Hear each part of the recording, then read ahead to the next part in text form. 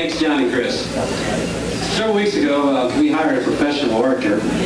Orson was going to be here tonight to say a few words about Harry. And he flew in this morning, but had an emergency, had to catch a flight out this afternoon. Orson and I were at the airport this afternoon and took 10 minutes out and composed the following poem, which is entitled Ode to HDB from Orson Welles and JSC. Copyright pending.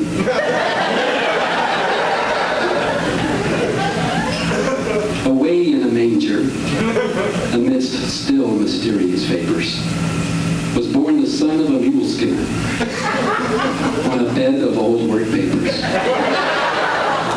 "Oh Lord," cried his mother when she beheld him, biting hard her lips, "it's an angel born an accountant with little brown wingtips."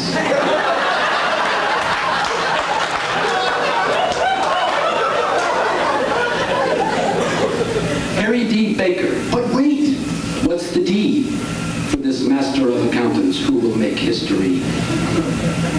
Harry Darth Vader Baker? Eleanor or Dwight? No, mused his father, none of these are right. Nothing at all seems fitting. They all sound so insane. Call him HDB, the small change jingler. Leave off the middle name. As a child, he cared not for baseball. He didn't shoot much pool. Although mildly addicted to pinball, he was awesome with a slide rule. God, he loved those numbers, though, for when he just turned 3, he was a 10-key virtuoso, a child prodigy. He wouldn't learn much music. No artistic dilettante was he. Nor did he need old Greek philosophy to make his spirit free. Red and green blue pencils are what he cherished in the world. Or even as an E-accountant, the tick-mark wizard couldn't possibly get bored. When it became apparent, though, that Harry's cause was lost, he told his dad in no uncertain terms he'd be an accountant no matter what the cost. Not a doctor, a lawyer, nor a dentist, no scientist was he. It was his fate and destiny undeniable to be a disciple of the APB.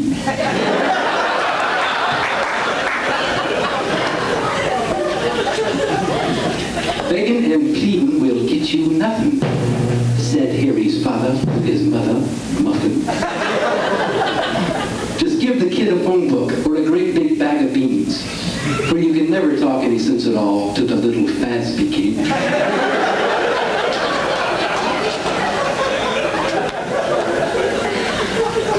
So his mother said off to Harvard. No, his father said to Yale. I'll never go to either, Harry said. I'd rather die in jail. Perplexed and puzzled his parents were, with all their sons denying. For when he said, I don't want to be a gator, they knew that he was lying.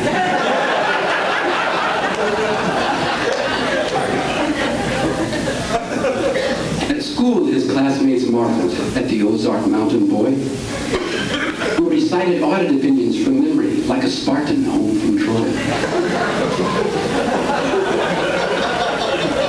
And all were amazed when Harry, in a fit of unprecedented imagination, created and was the first to pass the CPA examination.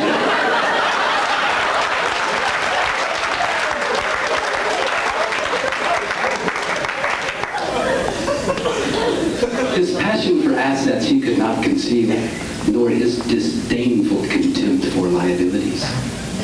And he never faltered as he got up to his ears in technical accounting trivialities. Among his friends, he came to be known as the Ozark Mountain Blossom, because when he wasn't pushing a pencil, he was always out there golfing.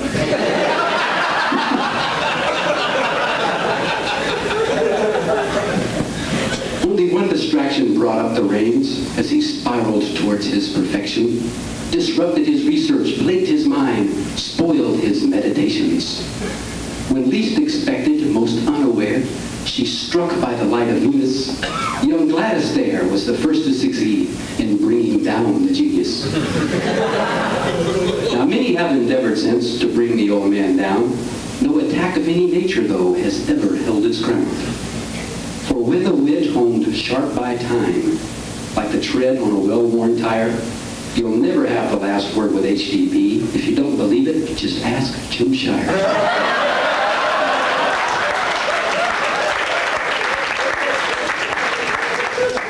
Sorry, Jim, that was the only thing that rhymed.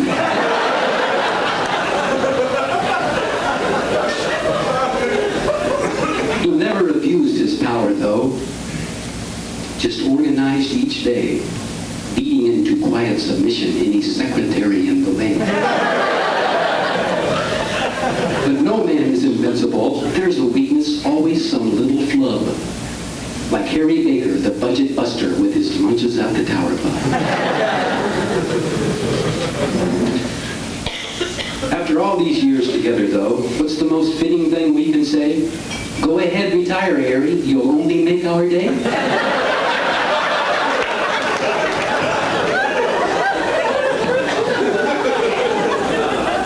Forget it, though. There's no truth in that. There's no use in our denying. Because if we said we didn't love you, you know that we'd be lying.